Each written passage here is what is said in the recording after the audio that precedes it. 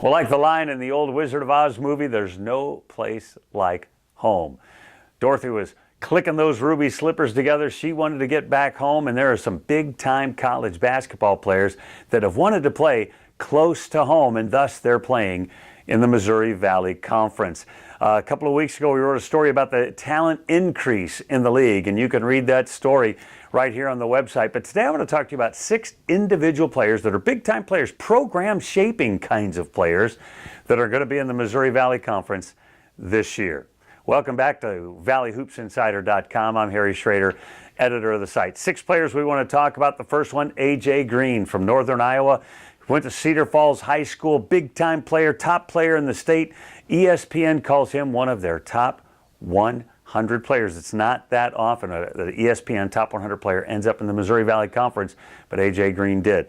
A.J. Green is a 6'3" guard, player of the year in the state of Iowa. And Ben Jacobson has been saying to people, hey, let's just slow down. He's got to get used to the college game, trying to minimize the expectations. But there's no minimizing what people are expecting out of A.J. Green. You ask the question, how does a guy like that, a top 100 guy, make it to UNI, make it to the Missouri Valley Conference? His dad, Kyle Green, is the top assistant on Ben Jacobson's staff. So obviously that played a role in it, but the school right there in his backyard, he gets to stay close to home. A 4-star recruit according to ESPN, 3.5-star according to verbalcommits.com. He is a big-time talent. Another freshman coming into the Missouri Valley Conference right out of Carbondale High School on his way to Southern Illinois is Darius Beam. Yep, that last name sounds familiar, doesn't it? Anthony Beam is one of the all-time leading scorers at Southern Illinois, and Darius is following his older brother into Southern Illinois. Now, he's a 6'3" point guard,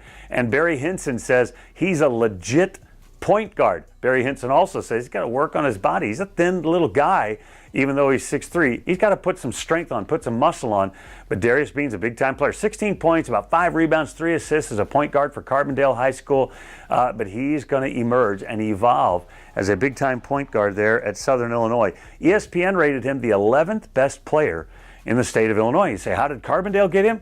His dad, Anthony Beam Sr., is one of Barry Hinson's top assistants as well there at Southern Illinois. His cousin, Jimmy Beam, is joining him there as well, and he's a tough player as well. So it's going to be interesting to see how the Beams are taking over Southern Illinois. 4 other players. The first 2 started somewhere else, but they're still freshmen coming into the program. The first one is Jared Ritter at Missouri State. He played at Springfield Kickapoo, a star there. They were going to the state title game, finished 3rd in 1 year, and Jared Ritter is a big-time player. He averaged 24 points, 7 rebounds a game, and he signed with Xavier.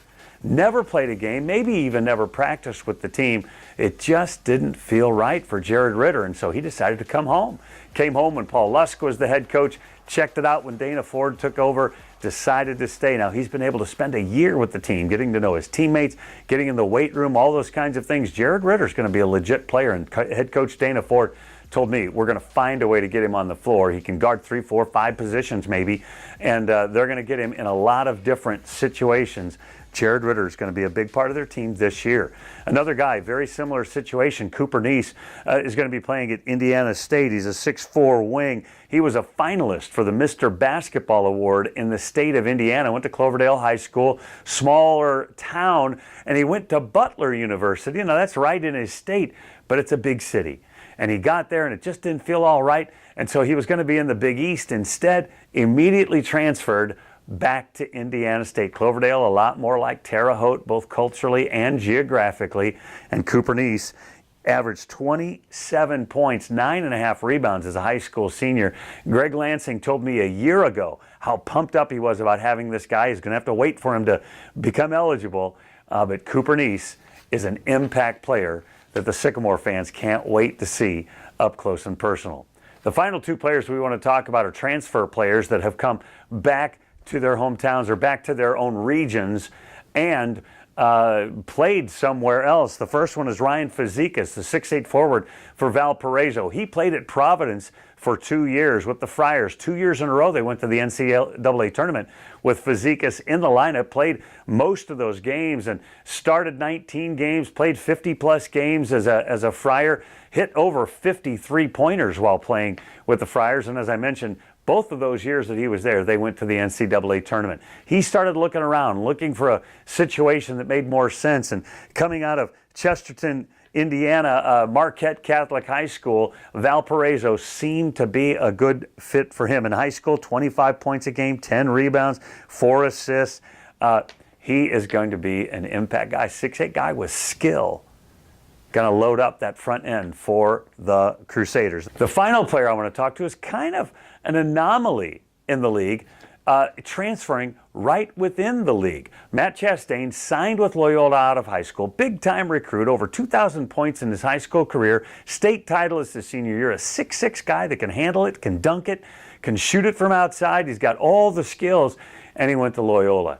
Hurt his knee after 3 games 2 years ago, sat out. But he transferred in the offseason, and this is what he told a lot of people.